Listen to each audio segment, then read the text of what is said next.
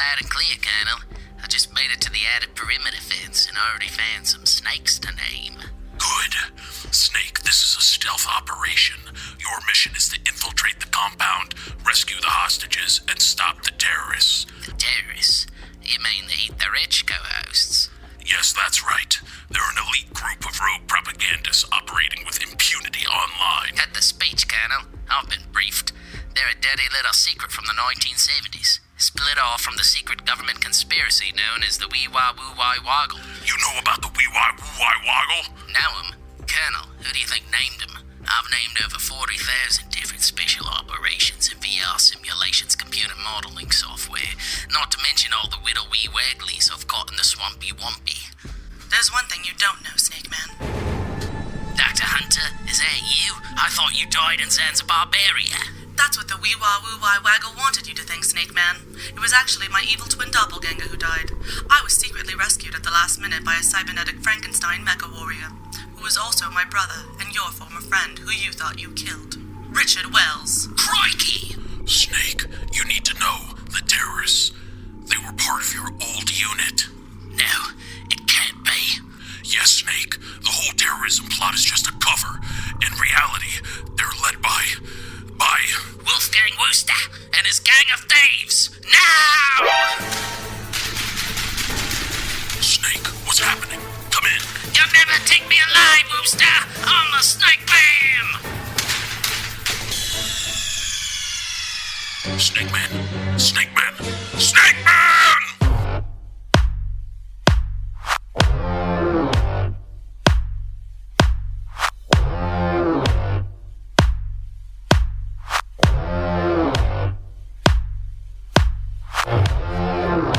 Now when I was a young boy, about the age of 5, my teachers taught me I could be the greatest man alive.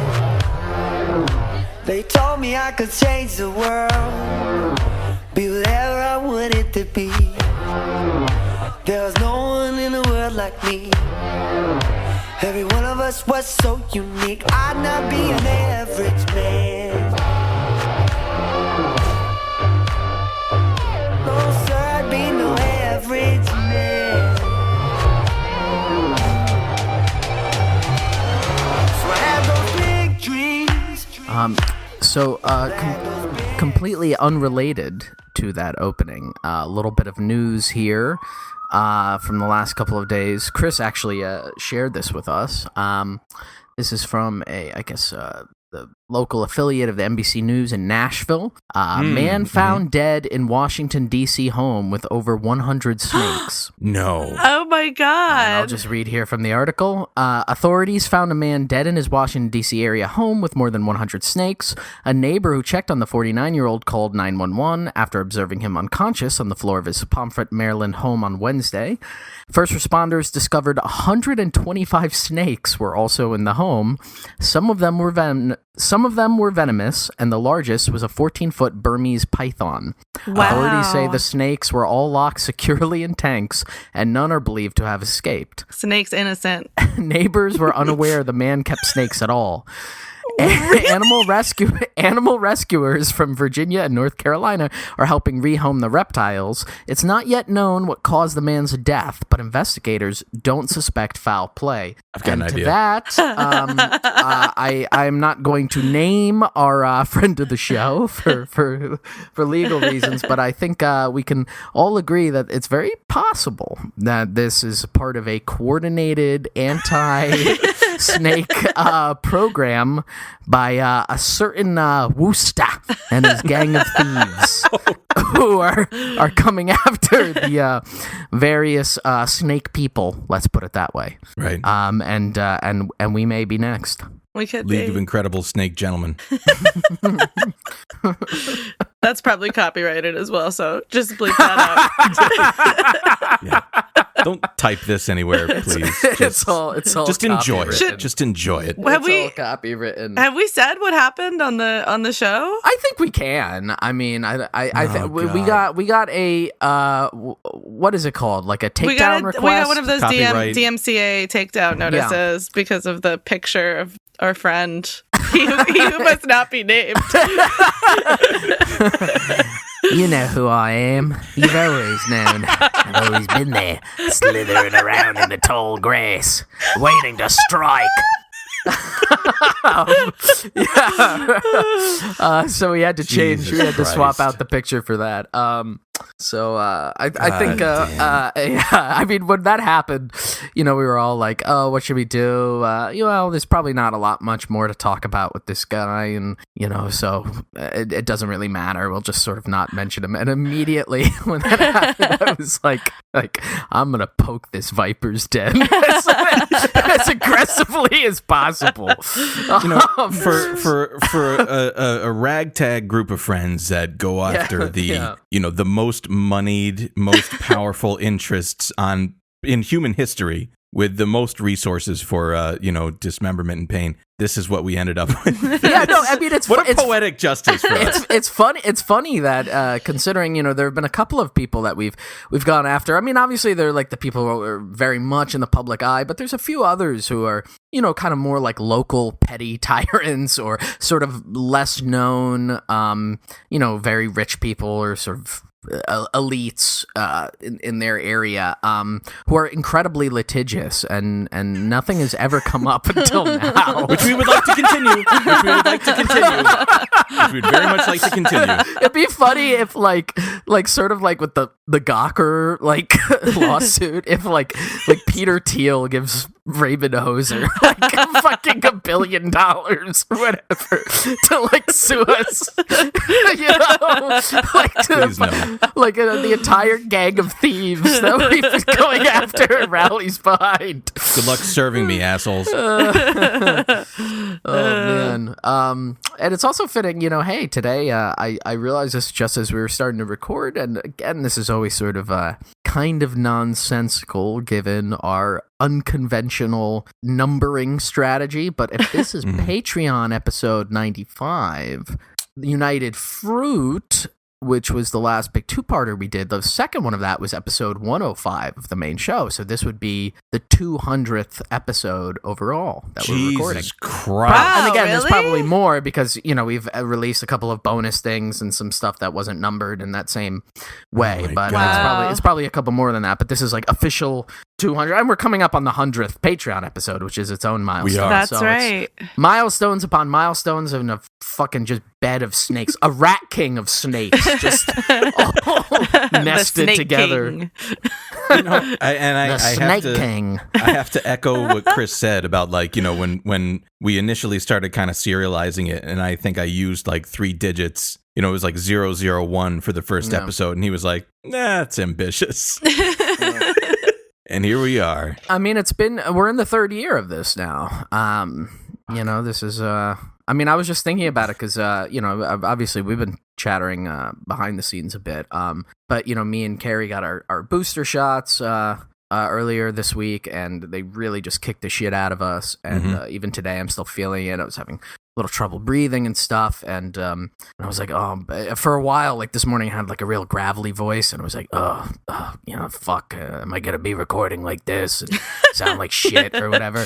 And I was like, when was the last time that happened? I was like, it was when we had COVID, and I was recording the show, and I was like, that was 2 years ago. Jesus fucking Yeah, Christ. that was almost Because 2 that years was ago. March, 2020. Wow. God damn. I don't know how I didn't get it when we were hanging out.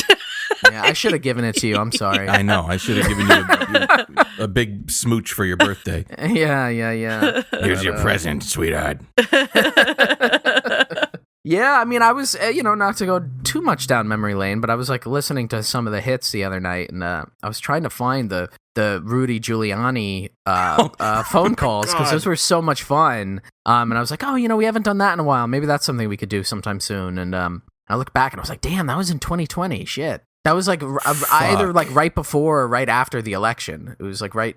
Wow. That was when we did that. I was reflecting on that in the last episode of Dwight's Bites, which we unlocked, because I was thinking about it, and I was like, for a majority of the time that we have been together as a community, meaning us and the listeners and all that stuff, we've been in more crisis than you know we've had in a long time in modern American history, and not just like acute crisis, but like longitudinal, like long-term, just complete degradation of our institutions, which were barely functioning in the first place. And for a majority of it, we've been sitting here, trying to cope together. It also made me think, I was like, we've also learned a lot. And I just wish that like a friend of ours, somebody, that in our orbit would like create a university that's accredited, that we can like say that we got a master's from. Because I figure if we're going through all of this and we've learned all this shit, we should at least like be able to put some sort of academic,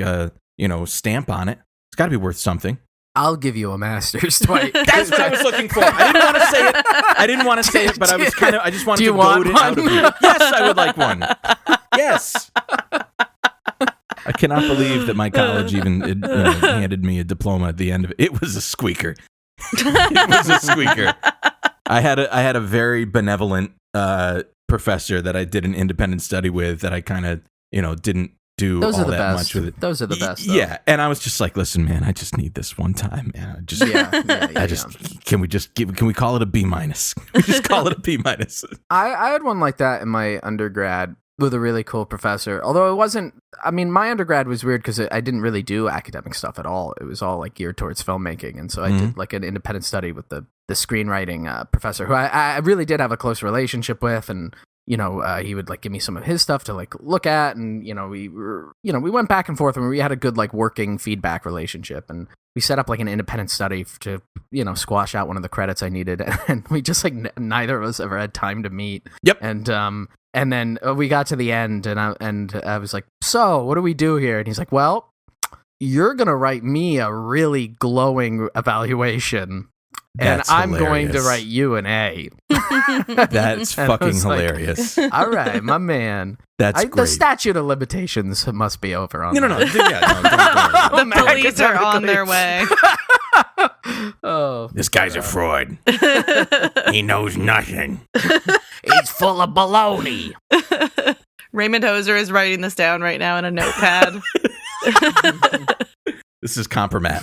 And think about like, I feel bad for the kids, like, going to college now. Like, how do you even have that sort of relationship if you can't even have like professor office hours? Did you guys see that like little thing that went viral about that professor that was saying like, hey, stay away from me, you're all vectors of disease? And the guy that was about to retire. I may have fucked up my life flatter than hammered shit, but I stand before you today beholden to no human cocksucker and work in a paying fucking union job. And no limber dick cocksucker of an administrator is going to tell me how to teach my classes because I'm a fucking tenured professor. So if you want to go complain to your dean, fuck you, go ahead. I'm retiring at the end of this year and I couldn't give a flying fuck any longer. You people are just vectors of disease to me and I don't want to be anywhere near you. So keep your fucking distance. If you want to talk to me, come to my Zoom. It's just like, and he was retiring and he was just saying like, hey, I don't want to fucking get COVID. And if you want office hours, you can contact me on Zoom or whatever. Yeah. I'm a tenured professor. Fuck you. Fuck your deans. Don't try to come after me. I'm retiring at the end of the year, so fuck off.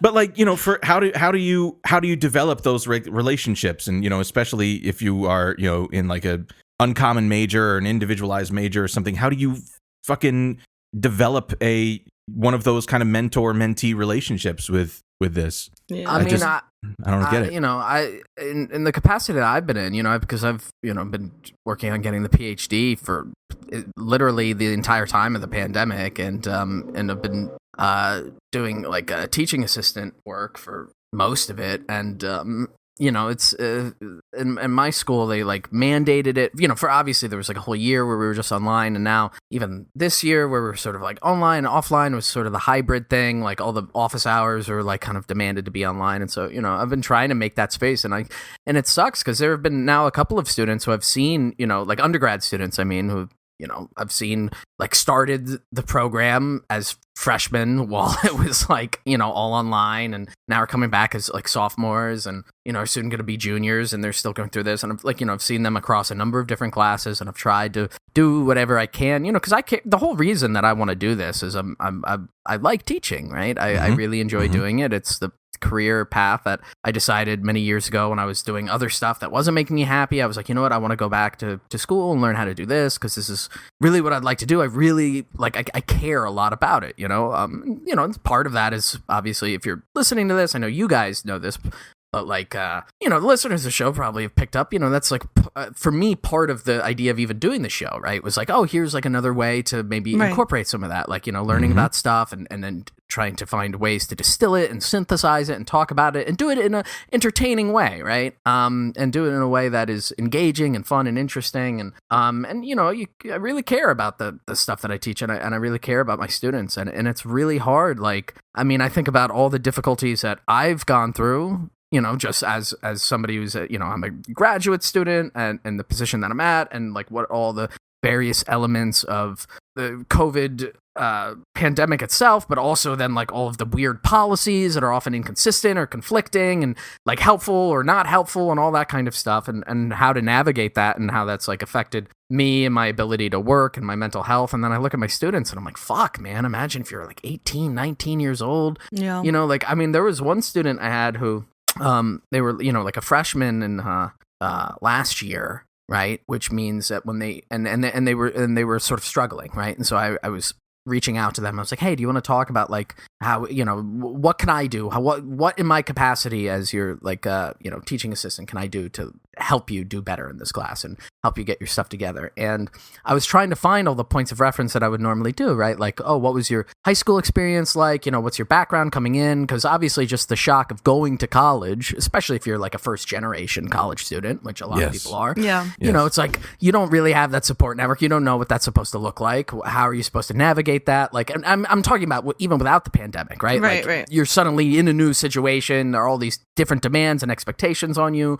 There's also the unspoken thing of college where it's a lot of ways it's treated as sort of these social rites of passage, right? A big thing is you're supposed to network, you're supposed to meet other people, and not just in a career-oriented way, but socially. You're supposed to meet and connect with the other people that then you're going to form relationships with and bonds with that'll become friends, and then that does translate into work stuff. It's oh, I found somebody who I like, we like the same stuff, and we kind of worked on some stuff together in college, and now maybe they have a job or whatever.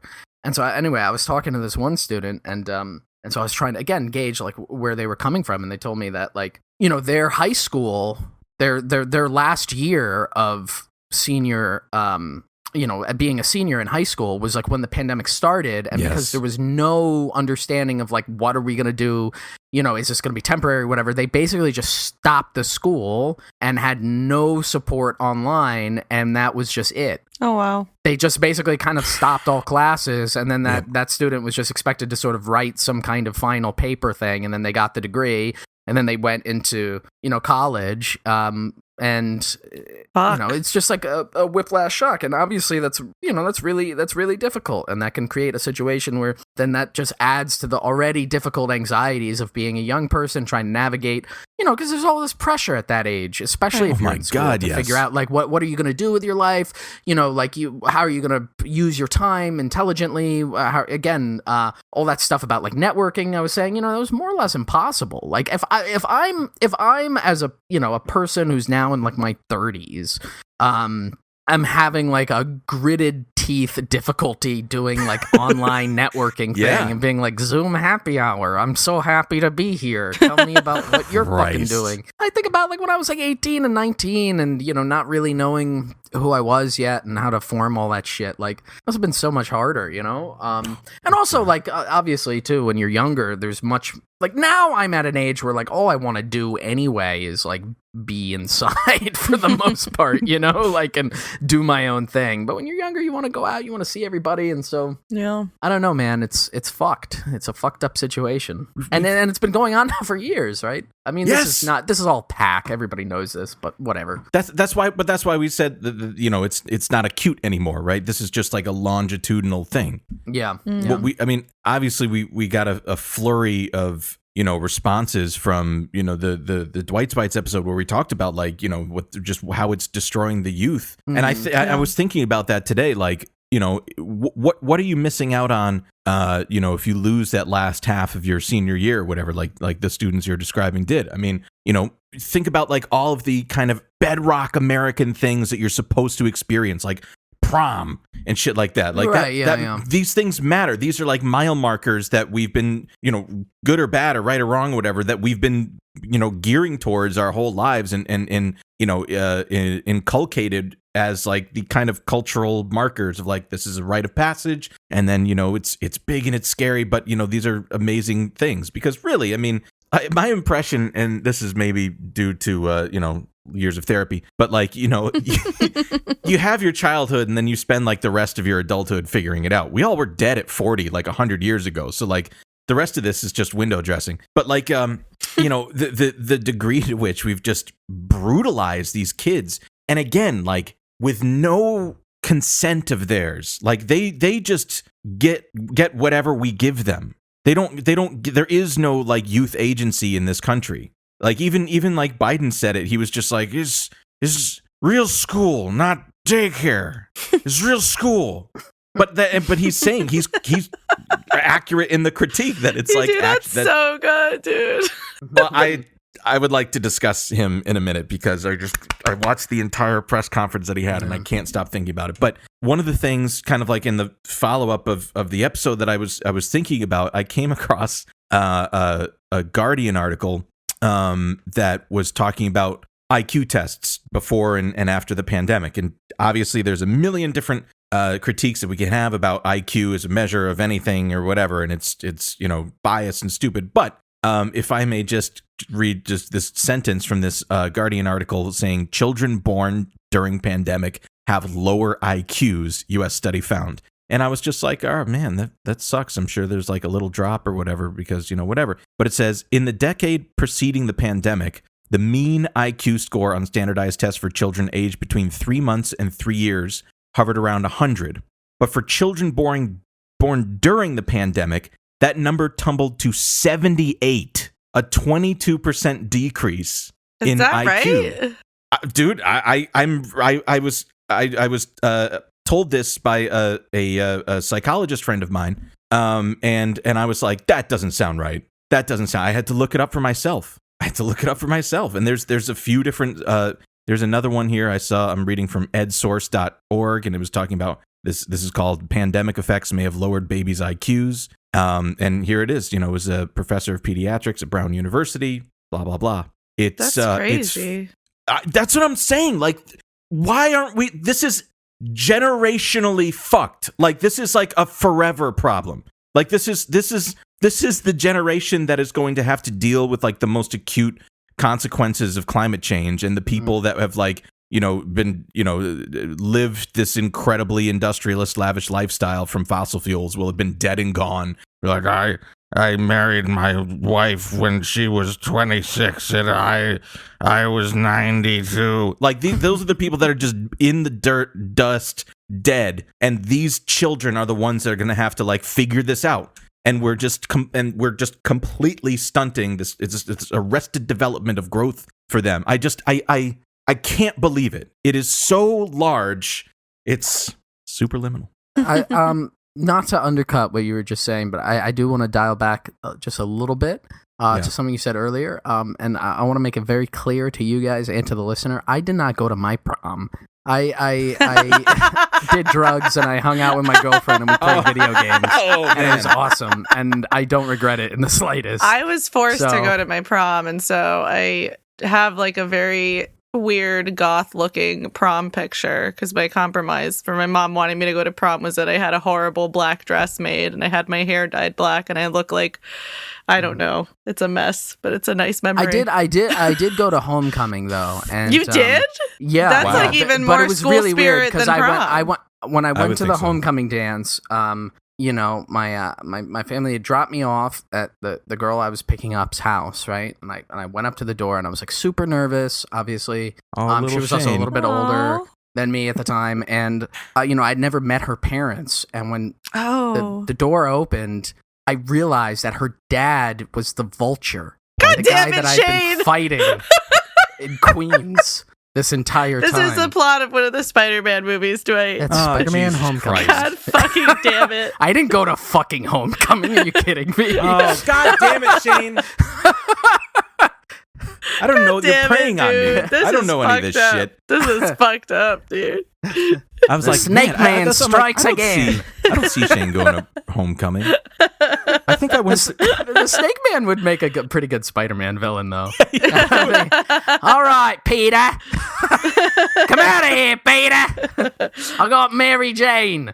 If our Patreon account is suddenly gone, it is because Patreon has like a zero tolerance policy for copyright violations. So Yeah. This might be the last one you ever hear. thank you for listening Jesus so Christ. far. I was so interested in here. I was like, oh man, what was it like for I was thinking like I didn't young know Shane. this. Yeah. Yeah. I thought you would have gotten it immediately, Gary. I'm a little bit not in my right mind. I was flashing back to high school and prom and shit like that. I went to between junior and senior year. I went to 4, I think, What? and I think Mr. Popular. no, it wasn't anything like that. It wasn't anything like that. Yeah, I think you were definitely Mr. Popular in I high ass- school. I That's the vibe you assure have. you I was not. I assure you I was not. No, it was not like that at all. No, I think two friends junior year asked me to go as their date, which I did to like 2 different proms, and then I had a girlfriend in senior year, and so we went to mine. And West then Elm went to hers. Dwight. Oh man, the internet is really What- scary. We don't need to discuss it. No, It's fine. We can yeah. just table it. Yeah. That was just a little joke. If you're in on it, you can have a laugh. I don't want to weigh in on it. I don't know how I don't know anything about that, whatever the fuck that's all about. But like, I just can't imagine being like, 20 years old and trying to date today. I don't mean like, because of internet shit or whatever, but just like COVID and like, how do you possibly, especially if you like live in a house with, multi generations or something like that, and you go out, and how do you like, measure whether or not you can live your life versus like, having a consequence that could like kill your grandmother or something like that. You know what I'm saying? Like the pressure has got to be enormous for these kids. Yeah. Well, I'll tell you how you do it. This is what you do, right? Okay. Because if obviously Everyone you're listen dating up. under these intense circumstances, you're gonna want to make sure that it's like worth your time, right? It's worth your investment, that you're building towards something, right? So what you do is you whip out the Oh, boy. PS3 HD remaster of the Metal Gear Solid saga. And what you do is first you open up Snake Eater and you go straight in, and they have in there, they've got the original Metal Gear and Metal Gear 2 Solid Snake for the MSX, and then I think the other one was also the MSX or the NES. And the first one, it's a 4-hour playthrough, right? That's an easy first date. Done. It's challenging, though. It's challenging. You might have to use a guide, so that's teamwork, right? You pass the controller back and forth. One person has the guide, looking it up. It's a much older game. The controls are really wonky. Okay, done. Next game, Metal Gear 2, Solid Snake. Now you're up in the stakes. It's a little bit more. There's a little bit more of a narrative. First game, there was no real intention, right, for it to become a 30-year-long, 40-year-long fucking saga. So it's just like a basic action game. Second game, no. Now we're starting to add in some of the weirdness, right? You got clones, you got fucking, secret soap opera enemies and shit. They're coming So for you you, play Shane. that one. You You'll never can't keep take me getting- alive, You can't keep getting away with this. All right, but that one's like a 5-6 hour playthrough. Okay, Oh, so boy. you're up in the stakes a little bit. Then the big one, Metal Gear Solid. Okay, this is the one you're waiting for. All right, PS1 version. Don't play Twin Snakes, the GameCube HD remaster. The whole first person view thing breaks What the game. language gotta are you play. speaking? You gotta play the original, and that is maybe even on easy. That's like Shit a is 10-hour really playthrough. going down out there. You That's hear a that? 10-hour playthrough. Yeah. I know. It's every day. They called everyone. Every day, it's gotten to a point where me and Gary, we sit in our little like converted home office thing here, and it's like right next to the street, and they plow through, and we've just tuned it out because it's just like constant devastation and like problems happening. So we're just always like, ooh, I'm a siren. I better get there. It's very important. And it's just there's no other way to handle it except like the entire thing is falling apart. Like the whole like social reality is just crumbling.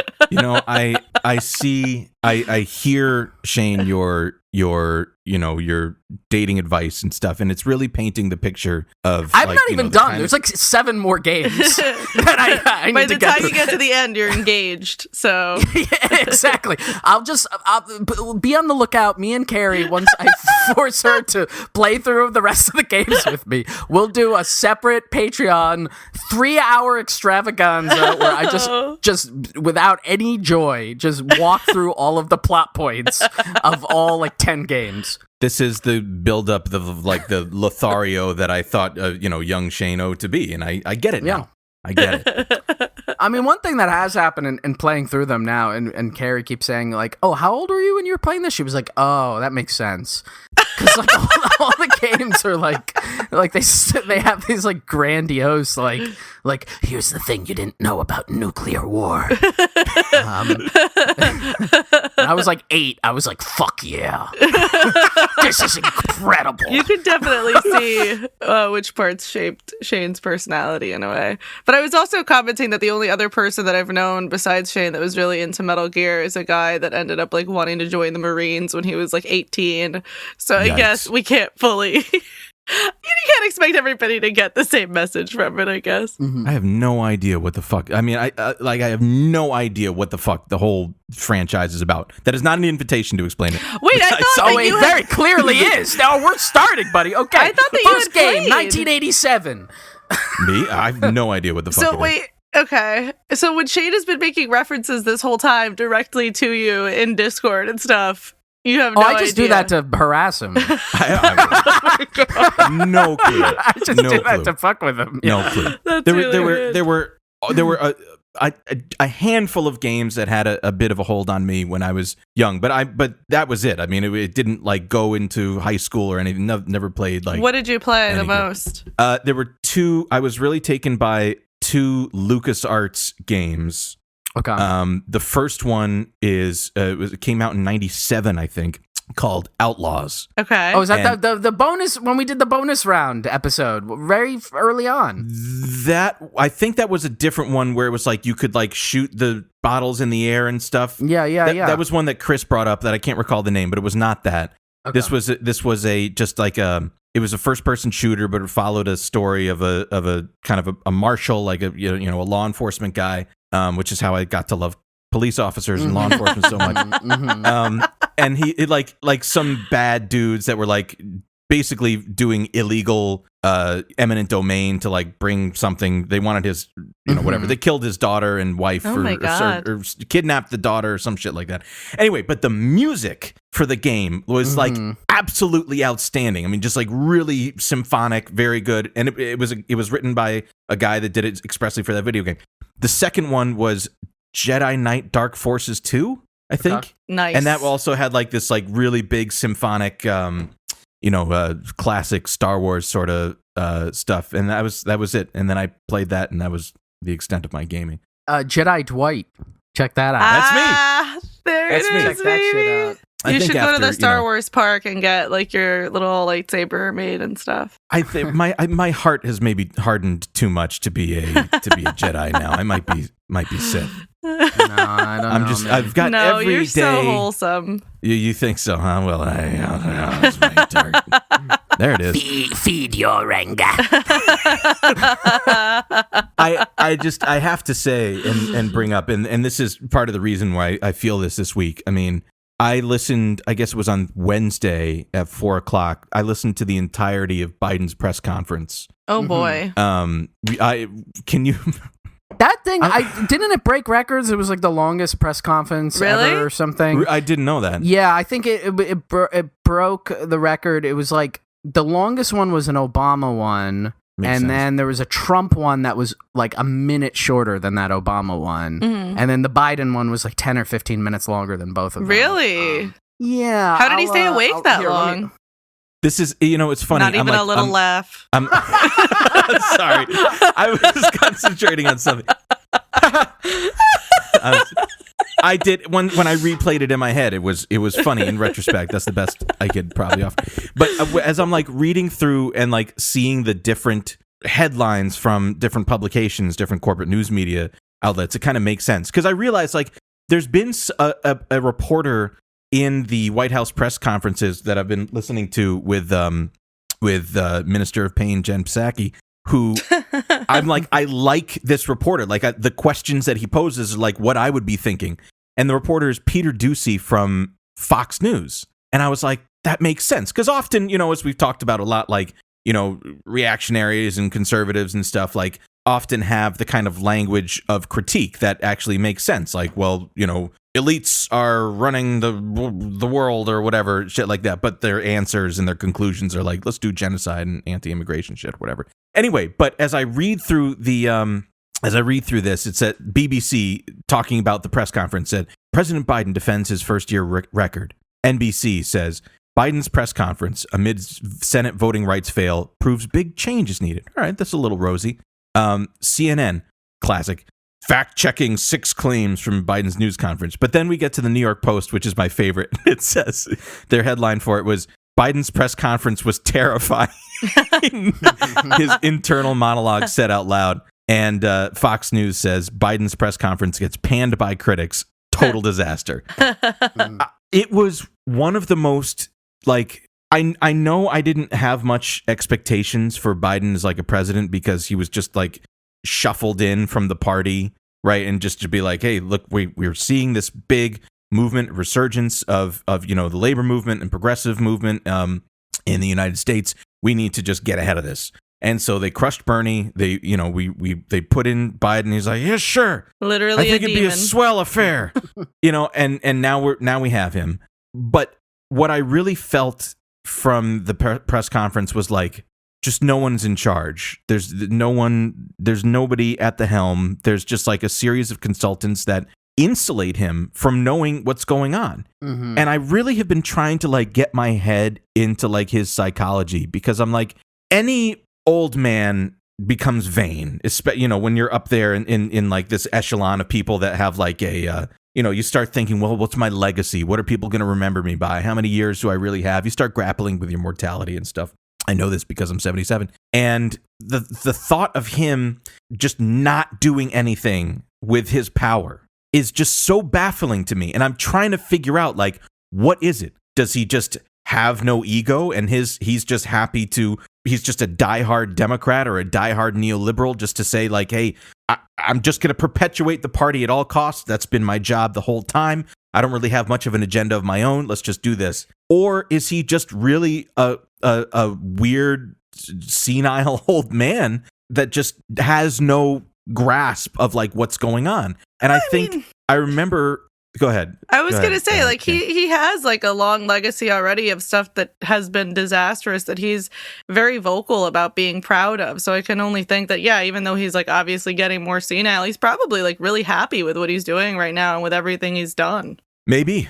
And I remember an article that came out like in the first like 4 months of the Biden presidency, when it was I think it was in the New York Times, where it just said basically that how he operates is insane. He drills down to extreme levels of detail and asks people, he like packed room, constantly asking questions and like really not, blowing past a lot of the, the trunk and the main branches of detail and goes down to the twigs and leaves, like the real details of things, which like to me is crazy.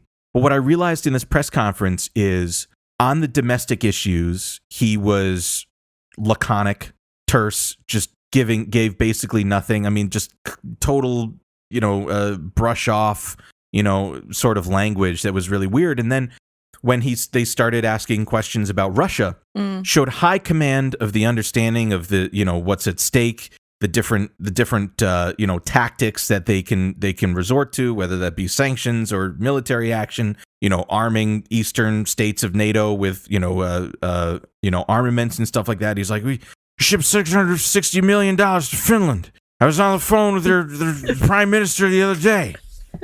She's a swell gal. Likes to paint the town red. She went out.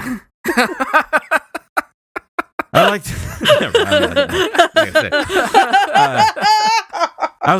was joking with her. I said if I was a younger man, we could go steady. And there was and so he was very, And it makes sense because if I'm not mistaken, he spent his shtick as a senator was being on the Foreign Affairs Committee. I think he was even chairman of the Foreign Affairs Committee for a long time. So, and it was, I'm going to say it was like 1/3 of the press conference he spent talking about domestic issues, and the 2/3 was talking about fucking Vladimir Putin. And it's just like, it's crazy to me that it just shows that there is a choice. I chest bumped my fucking mic. This is a choice. This is a choice. Like, he has the capacity to drill down and be nuanced and, and take action around issues, or rather, he is willing to, wield the power of the presidency and wield the power of, like, the big American institutions, diplomatic and defense related and all that stuff. He does not choose to wield that power to do good things for us. Yeah. And that's just, and after I kind of was listening to it, and again, it's so crazy. And of course, this was like the hours before they were to address in the Senate, like the filibuster and voting rights and all this stuff. And it all fell on its face. Mm-hmm. And I was just like, oh my God, like we're fucked. The last thing I want to just get out too is like, we talked about this, in whatever October of last year. Oh my God, 2 years ago, in 2020 with the election, like whether or not we were going to vote for Biden and all that stuff. And we had different answers for it or whatever. And why do we, what do we do? What's the point? Like, what the fuck is the point of voting for Democrats? And the thought that I had is like, the threat that they always dangle over us is like, well, if you don't vote for us, you're going to get the Republicans. And I'm like, totally get it. I do not want, to engage in any Republican administration. But the scary things and the death and neglect that are happening under, they threatened is going to happen under Republicans is happening now under a Democrat rule. And it's like, well, what the fuck is the point? Like, what the fuck? What the fuck is the point? So I looked it up just to confirm because I wanted to make sure it said the right thing, and there was just like I found this Politico piece that had the length of time, right, that he spoke for. So it was an hour and 51 minutes. Oh my God, that's so fucking long. And it says so here long. that's longer than the longest news conferences by Trump, which is 1 hour 26 minutes, and then Obama, which is 1 hour 27 minutes. Wow. So, it's about like 25 Blew or past so it. minutes. That's crazy. I couldn't fucking talk for that long. More, but the funniest thing about this piece, and I'll just send it to you guys right here, and we don't have to necessarily like read all of it out loud or anything, but it's just like it's in, I guess, some some side thing of Politico called the West Wing Playbook, and so the way it's written up is like these are like the highlights. And so there's like little bolded words, and then there's like a it's like segment. sports. this? It's like So sports. yeah, it's like sports. So it's like length of the press conference, 1 hour 51 minutes. Biggest surprise. Stamina. Biggest surprise is Biden's COVID mea culpa. Should we have done more testing earlier? Yes. And then my favorite here is the queen of follow-ups. Oh my God. Which I guess was an NBC reporter. Jesus Christ. Who asked a bunch of questions. But it's just fun. It's funny that it's just like the coverage of it is still in this like kind of like snappy, like kind of way. Yeah, it definitely feels quite surreal. I mean, I don't know. It's I didn't vote not for a him. good feeling. Good. Yeah, neither Good. did I. So Fuck it. It's so stupid. Did you see the Jen Psaki's response yesterday? the Margaritaville. Yes. Yeah. So my advice to everyone out there who's frustrated, sad, angry, pissed off, feel those emotions, go to a kickboxing class, have a margarita, do whatever you need to do this weekend, and then wake up on Monday morning, we got to keep fighting. And what that means, Lindsay, is we have to keep talking to members about federal legislation. That's essential. That's something that can be permanent, that can make sure people's rights are protected. But we also need to make sure people are educated in states across the country about what their rights are, how they can vote, when they can vote, how to request an absentee ballot. There's a lot we need to do on that front, and that's going to rely on the energy and the anger of that activism as well. Go have a margarita, go soak in your hot tub, go just lounge, Get and a then pedicure. and then get right back at them. Just go get a massage or something. Eat a hard-boiled egg out of a Fabergé egg. You know what it made me think of? The other day, I was feeling pretty low with my own, kind of work experience, and I was thinking about, what am I going to do about this? And so I was looking up some different stuff, and I stumbled across some article, and there was a bunch of these, some listicle article from some pop psych website that was like 5 ways to deal with grad school burnout. And I was like, okay, let me see. And it was all of them. And I think one of them was like, it was just like, practice mindfulness. Fuck you. And it was like Fuck all this you. stuff. It was just like the most generic. I mean, obviously it's just like whatever, some random internet article. I mean, what else could I have really hoped to have seen in that? But it's just like, it's all of this weird kind of self-care language. And obviously like self-care, however you want to define it, whatever words you want to choose to use it, like is important. It's important to take stock of how you're doing. It's important to like think about your situations. It's important to like, do things that are like productive and good for your own well-being and all of that. Like that's obviously like true, but that's like so self-evidently true. And also like, I don't need like institutional authority to tell me that. Like that's something that like, obviously hopefully you develop and you have a network, you have a community of people that you can do that with.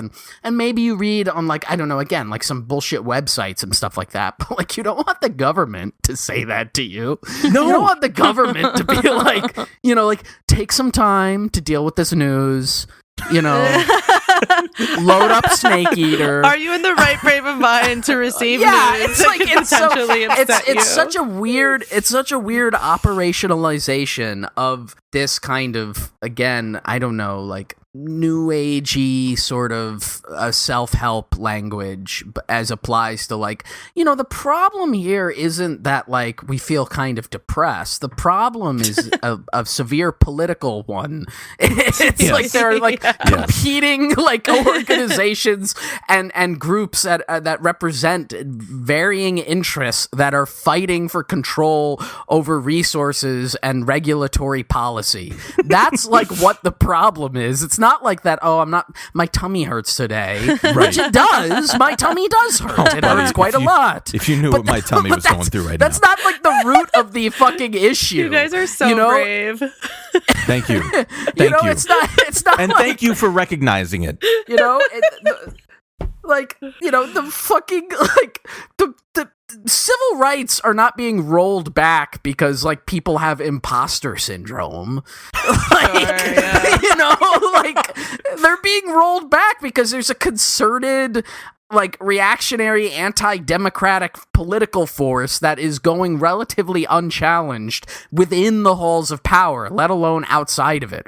That's the problem. Yes. Like, and you're the one who is supposed to do something about it. Well, again, this is something echoed that you spoke about, Carrie, in your episode on the online therapy platforms and stuff like that. And something I've been thinking about so much is like mental health is more of a societal responsibility than it is an individual responsibility. Like the things that are getting me down aren't because like I didn't take a walk today or something. The things that are getting me down aren't because I'm like, I didn't meditate. I missed my meditation today. It's like the crushing stress, the crushing hellscape that we live in. Like those are societal problems that I cannot fix on my own. And it's like the minimum that you would hope that like a state or like a federated government would be able to provide for us is just like a minimum quality of life. But again, it goes without saying that, I mean,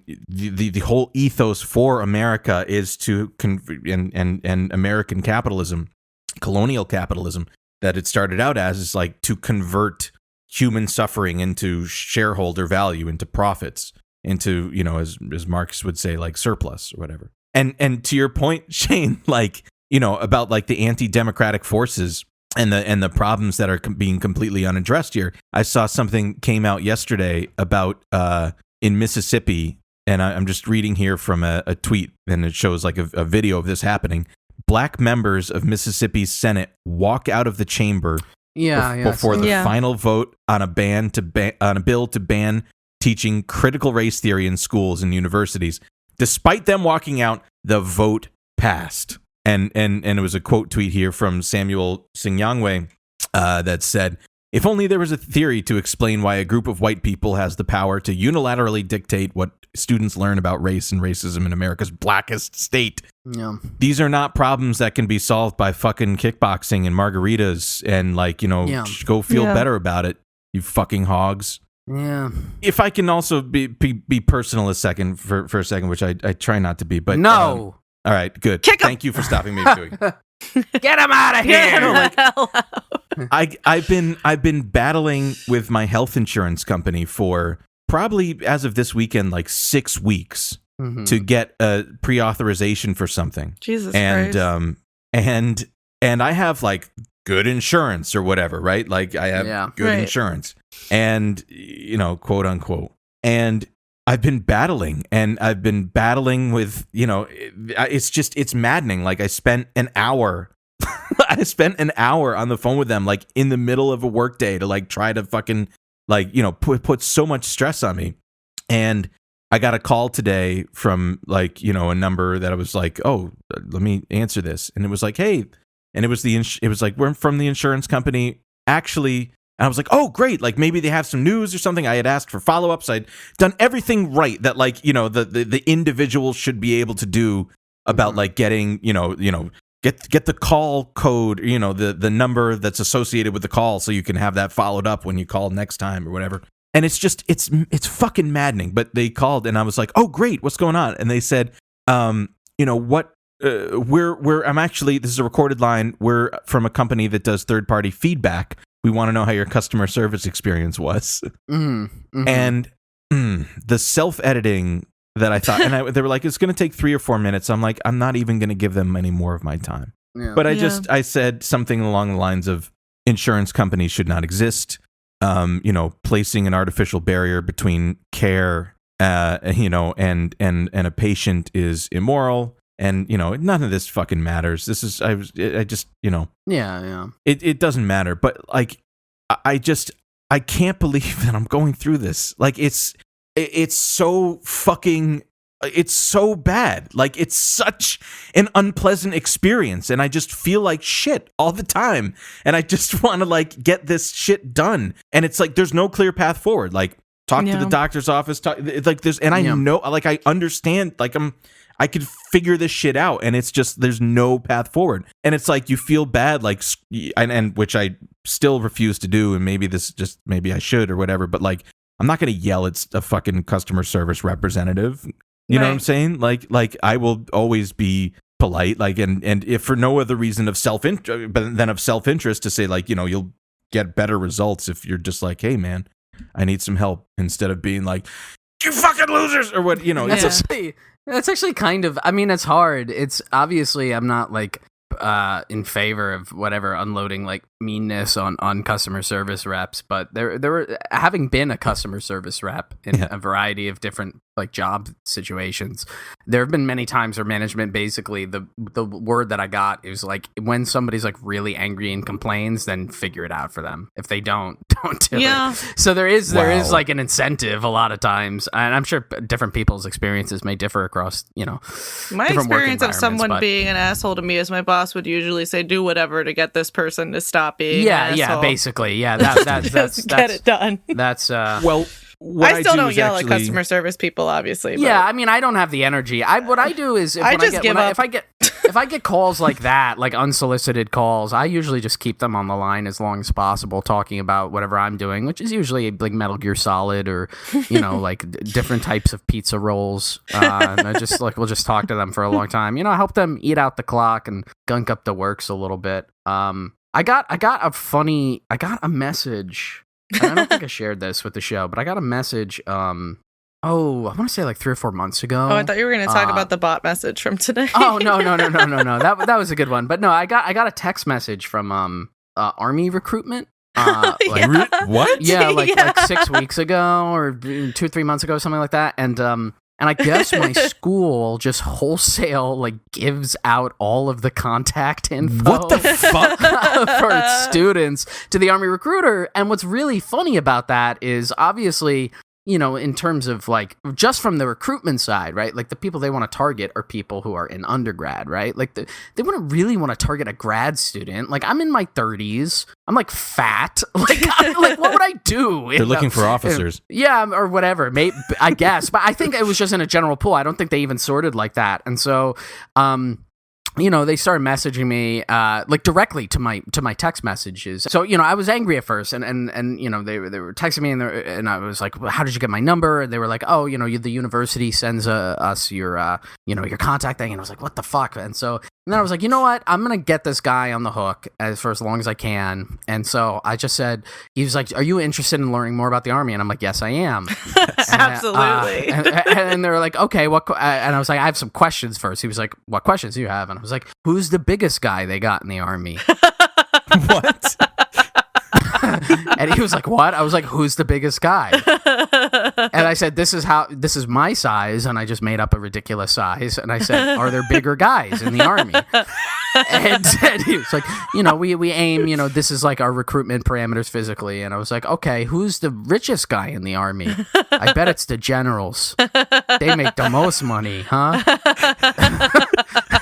And I just had him on the hook for like half a day, and then every time he would like ask me like more pointed thing, I'd be like, I have to go right now. My dog is really sad, and I just kept going back and forth. And eventually, the guy realized I was fucking with him, and he was like, "I'm sorry about your dog." And I just said, "No, you're not. Don't lie to me." But it was just like I don't know. It was a very minor. It doesn't do anything. It wouldn't have done anything if I yelled at him either. Or if I said the Army is evil or any other fucking thing. It was just sort of a funny little release valve for me at that particular moment. I like to mess with those people, especially when it's unsolicited, because then it's like how dare you contact me? Like I don't even like being contacted by my friends and family. Like how dare you, some stranger who wants some transactional thing out of me, contact me? Yeah. I just even just like the amount of fucking spam calls and scam calls that you get in a day, your crazy, phone's unusable. Dude. It's your crazy. phone's unusable. Yeah, and like this is something that's within the bounds of regulation and illegality through the FCC, and yet they just don't seem to be interested at all in doing anything about it. It's so fucked. And even just like sometimes if I feel bored or whatever, I'll answer it and go with it. Oh man, I had one that happened the other day, and I recorded 20 minutes of it, and I almost wanted to make it its own. I almost wanted to make it its own Patreon thing. It was. I'm serious. I have everything recorded. I've got the guy's name. I've got It was literally following the script of fucking Boiler Room and Wolf of Wall Street. It was like it was this is an incredible opportunity. Are you familiar with this? And it was like some crypto. Oh, I never get ones like that. Dude, yes. Oh, I want to hear that. Oh, I could do like a whole thing about it, and maybe I will. Maybe I will. Yeah, you should. I have every. If you're listening to this, tell him to do it. Do it. Post it in the reply. Tell him to do it. DM Shane and ask about it. No, just post it publicly. That's the best way to get him to do it. Harass him. I will DM me. I will give you his address. It was so, and it was like so clearly a pump and dump, and I was like, and at some point I was just like, all right, let me break character and let me just say like, hey, let me just push him to the edge and he'll hang up on me or whatever, and I was like, well, let me ask a question. Who are the largest shareholders of this stock right now? And he was like, well, it's owned right now mostly by some of the key executives and insiders. I was like, it was so obvious. I was like, is this a honeypot? Like, what the fuck is? What do you say? Like, don't say that. Don't say it. That's keep the facade. That is describing in a textbook what a pump and dump is. Like, they try to get you to invest at a certain level, and then they pump up the stock. The executives and the shareholders drop it, and that's it. That's what Elon Musk does to Bitcoin. And that just reminded me. Did you see the big crypto crash this week? It's great, man. $1 trillion in value gone in one day. And all we had to do was like increase the speed up climate change by like a year to get all to mine all that currency. Oh man. I just had an idea. Yeah, what? hit us with it. Okay, so this certain unnamed friend of the show Oh boy. who filed the copyright claim against us. Serpent person. What serpent person? What if we made like an NFT of his image? Like we minted it and then we said we actually own this image. Oh I'm no! outta Oh I'm outta no! I'm out of here. and charged him like some like said like we'll give it back to you, like do like extortion, but not for like money, but like you have to send us like 100 snakes. You have to name 100 snakes for us through the ICZN code. And he like cracks his knuckles. He's like, "All right, time to put the coffee on. Get ready for a big naming sesh."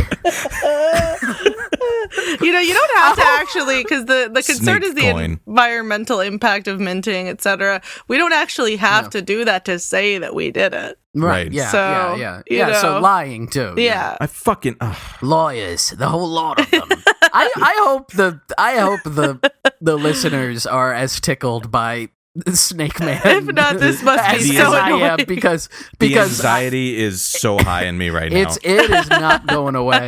I'll tell you I hope that it right now. I might stop saying it, but I won't stop thinking. We it. talk about this every day, so This yeah. is like when forget, I can't, I'm too anxious. I'm blacking out. I'm dissociating. What? I hate it. just say Snake Man enough to wait till he collapses. Snake Man! Snake Man! Snake Man! Oh, please. He can't. You Fuck, can't it's funny, copyright man. like. So it's you could say. I could say Snake Man. He can't tell me not to fucking say it. You know, I gotta say this. dissociating. I gotta say this right now. Somebody commented when we released that episode. Somebody commented that they could hear like how hungover and tired and stuff I was at the beginning of the episode, and then the second like Wolfgang Wooster and his gang of thieves came up, it like they could hear me light up. And I have to say, it's been like 3 days or 4 days since we got the COVID booster, and I felt like shit the entire time until like Here you just are. now. Well, now that I'm like thinking about it, it's actually like it's like I can breathe deeper. Like my joints are not Your whole aching as demeanor much. is like more like I'm just cheery. lit up. Yeah. I'm so excited about this. I don't know. We got to do it. Otherwise, I might get sick again. Whose well-being is more important? This is my self-care. All right. This is when Jen Pizzacki says go to kickboxing and margaritas. In my head, what that translates to is like, oh, okay, harass the Snake Man. It's not harassment. It's not. It's not. It's not, legally to be not. clear. It's legally not harassment. It's just talking. having a little giggle. I had that thought like earlier this week about like harm reduction or whatever, and risk of COVID and all this stuff, and I was like, the irony of it is like well, I'm isolating myself from my friends and family, I'm abusing substances, and I haven't been out in the sun in like a month, but at least I don't have COVID. It's like, what the fuck, what's the worst part about it? Like what's the fucking point of this? Yeah. Go ahead, Shane. He's gonna do the I don't accent. even It have was the accent I don't face. even have it. I don't even have it. I get the little snarl right before I'm gonna do the Snake Man. Christ. I'm All right. I was really nervous before we started recording because I thought I was like too high to record, and I thought you were gonna be able to tell Dwight, and I was like very specifically hyper focused on like Dwight being mad at me for being She kept asking me. She's like, "Do you think Dwight's gonna know?" And I was like, "He's not your dad. Like, it's cool." For those that are listening, I am your dad. I am your father. I'm your father, and I want you to see me as a father figure. I love you, but nobody else does. Whenever you're not on the episode, it does really feel like Dad's missing. Like, Daddy's gone. Time to release the snakes. Because I'm boring. No, it's because you're so cool. It's because you're so cool. That's how I describe myself to people. They're like, so what do you like? And I'm like, I'm really cool. Like a cool I'm a very dad. cool guy. I'm a cool dad. That's me. I'm a cool dad. When people ask me to describe myself, I just tell them to go away. Like, what the fuck? Who Leave are me you? alone. That's the military recruiter giving me a call. So, sir, may I ask you, sir, how would you describe yourself in one sentence, sir? Marinara. What? I don't know, Dude, man. I thought about you the other day because I know that you and I share this, and it was like it hit me like a ton of bricks. It was like 11 o'clock or something, and I was like, man, I'm gonna be hungry. What am I gonna do for lunch or whatever? And the only thing that could sate me was a chicken parm. Oh, dude. Chicken parm sandwich, man. That sounds so good right now. Oh my fucking God. It is. You gotta do it. Fuck. You gotta do it. It's so. It's so. I mean, look, it's, we grew up. We're all like freaking out about chicken parm. We're like, fuck. Fucking, it's a perfect sandwich. It's a perfect sandwich. There's nothing. It's fine. Oh no! I remember when Shane and I first started talking, and we were both talking about how much we love chicken parm, and I was just talking about chicken parm, like the regular meal, because I'm not from New York, and I didn't know you just say chicken parm just for the sandwich. Yeah, and it was such a huge disappointment when we realized our miscommunication. When I was in New York and I was around like just good pizza places, and I'm not even talking about like great pizza places. I'm just talking about like, some place called Tony Blowy's or Joey Flowy's or all real places.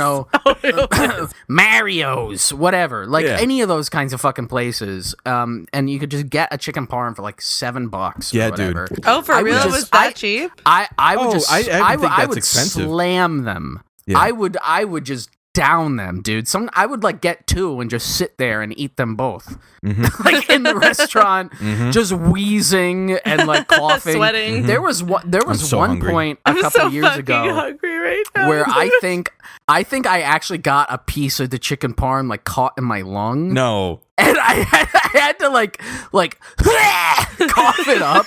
And you know what I did the second I finished? I went right back to eating that fucking chicken parm. It was that good. Unbelievable sandwich. What a thumbs up. It's so good, man. Only what in a New 5 York, out of 5. baby. This is New York, baby. Shane, and I'll echo this, especially for like the people that grew up in the Northeast or whatever. It's like it's not that you go to the best pizza place. That's stupid to even think about. Like They're you don't all even the think best. they're all the all best. good. Like they're all good. It's the ubiquity that makes it's like funny. What's the best pizza place in New York? Fuck you. It's not even once you've asked the question, the premise is wrong. It's the ubiquity that makes it good. So a couple of times since we've moved to Philly. For the listener, I actually gave 2 fingers to the camera. Fred Durst from Limp Bizkit. He just like both. We're gonna look. I know we're over now, so what we're gonna do is actually cut a good chunk of like the political analysis about the Biden speech to fit this section in.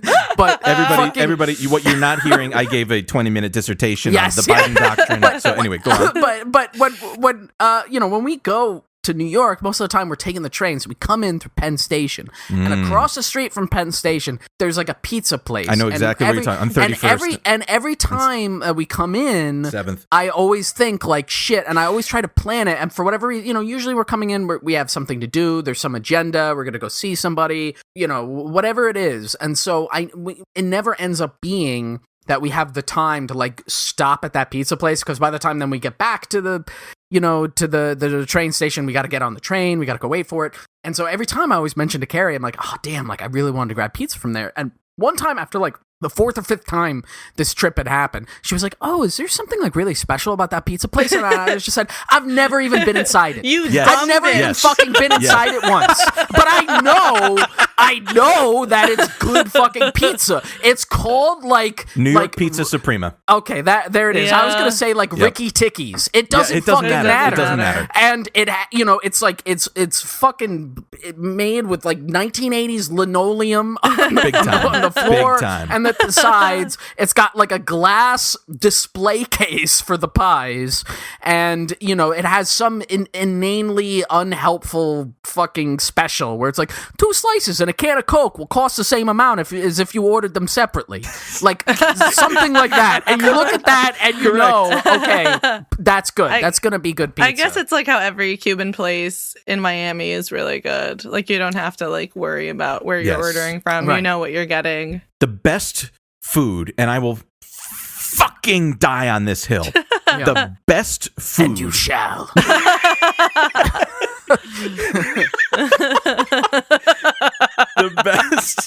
The best food comes from restaurants that have a single dollar sign next to them in Google Maps. Oh, absolutely. Yeah, dude. Yeah. That's, I hosted a friend in the city, this is years ago or whatever.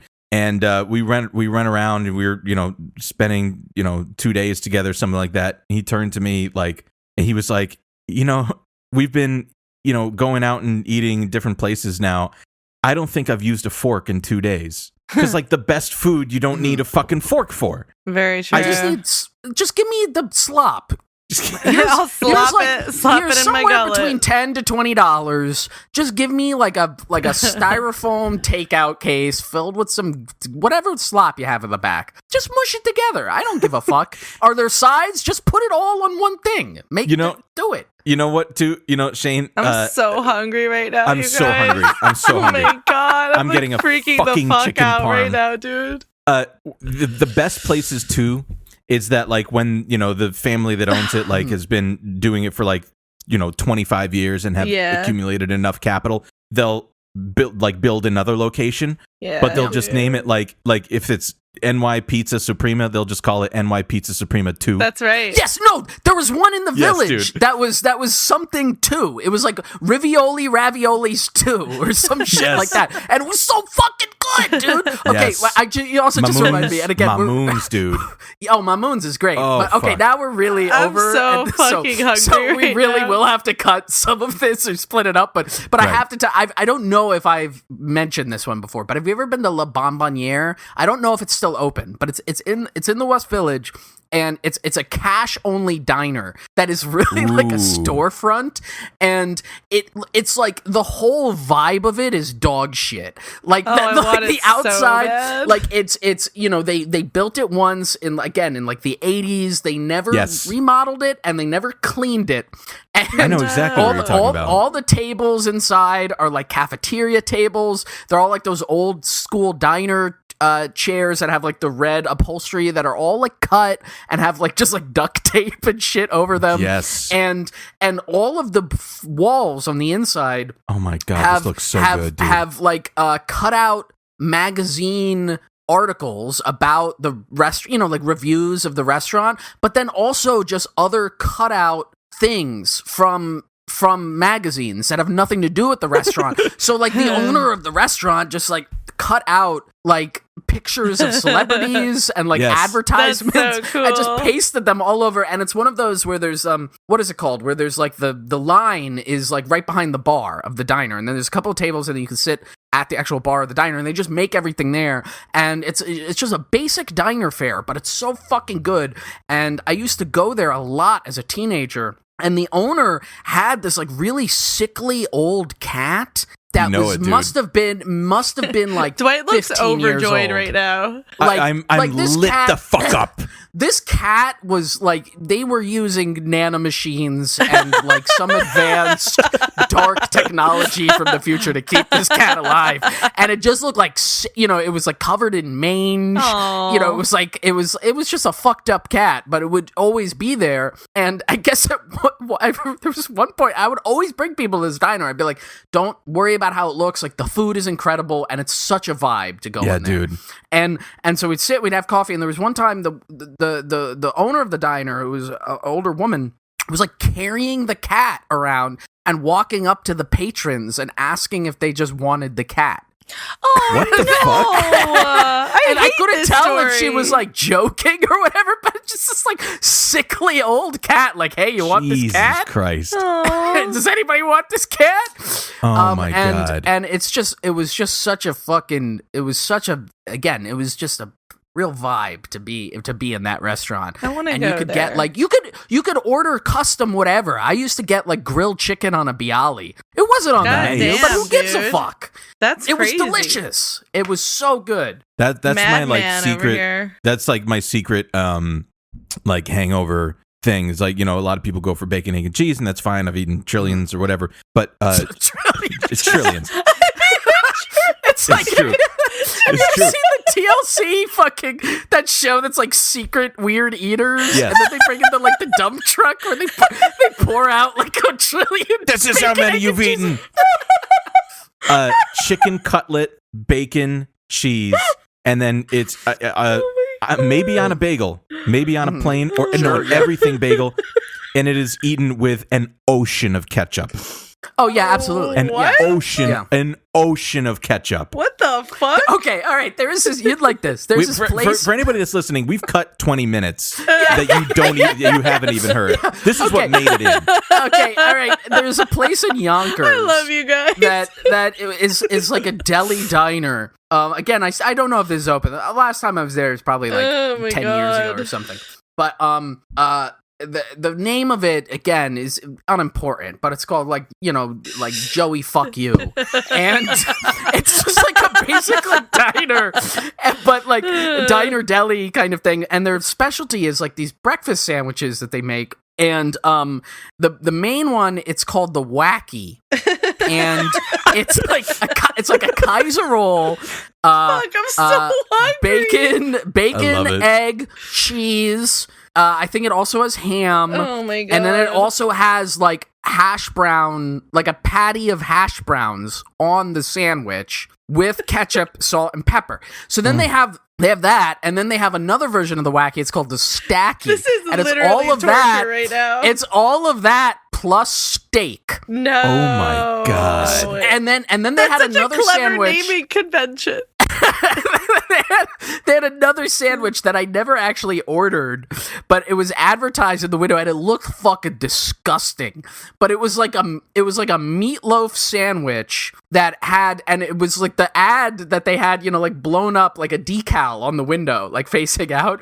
It was like the meatloaf sandwich, and the whole like gimmick and the advertising thing is that inside the meatloaf there was like 6 boiled eggs, like hard-boiled eggs, and so you could see them cross-section. I mean, this thing was like easily 8 inches tall, and people like ordered it regular. I remember looking at it and being like, "Who the fuck would order that?" And I went inside the restaurant and I was like, "Oh, I get it. Like I see. Okay." And it was the kind of place where I you would could order order a that coffee, shit. and the sizes were like regular, large, and then we'll just pump coffee into your car. Right, Like your right. entire, just bring in a fucking barrel and we'll just fill it with coffee, and we'll put like a sippy cup lid on it and you sip it. And it was fucking awesome. That's what you that's want. good man. eating. I mean, of course, it was also the only problem with it. It was also postured in that whole vein of food that was like Heart still attack is very grill popular. type Very- of. Yeah, mid 2000s sort of. Yeah, big. but that like fuck you vegans. Yeah. Like, oh, you want to eat healthy? I'm gonna shove hot dogs in my arteries, you pieces of shit. Yeah, That's yeah. right. Like it was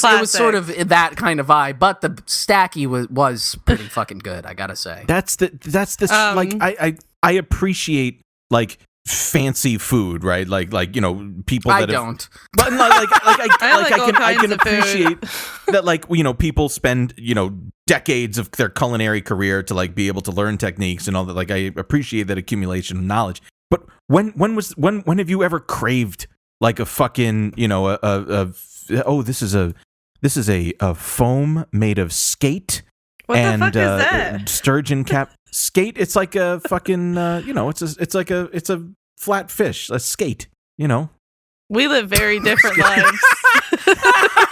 It's like a fucking rig. Dwight is standing at the bow of like a schooner, and he's just like the drift from the ocean. The spray is just gently hitting him on the face, and he takes a lick of it with his finger, and he goes, tastes like a school of skate. We just passed through. Captain!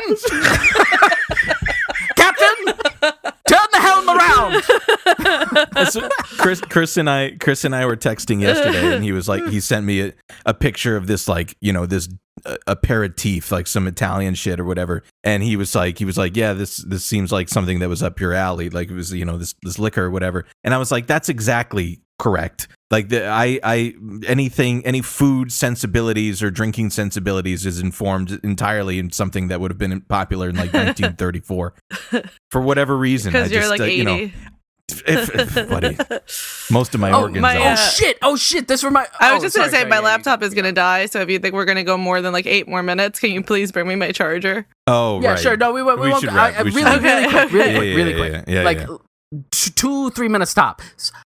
Dwight, do you know what hardtack is? Yeah, hell yeah. Yeah, I was just thinking about it the other day, and I was like, I was eating. You're gonna love this. hardtack and swill. Yeah, I've been getting I've been getting bags at the grocery store of like those soup and oyster crackers, you know? And I just open the bag up and I walk around, and that's what I do for meals now, is I just take fistfuls of those oyster crackers. It's hardtack.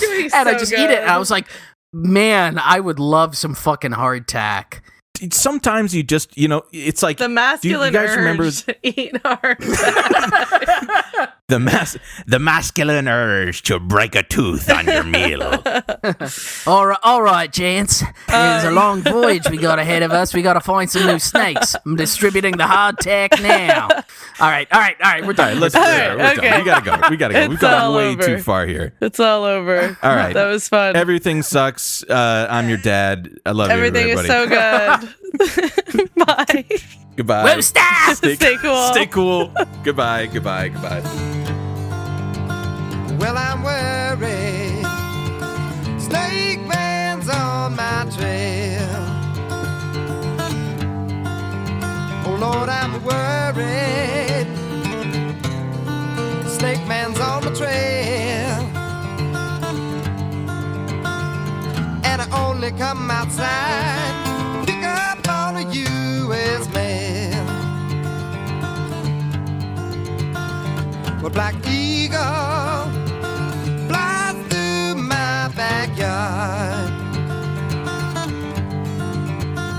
Well, Black Eagle flies through my backyard. Perches on my window, Lord, what a fearsome sight.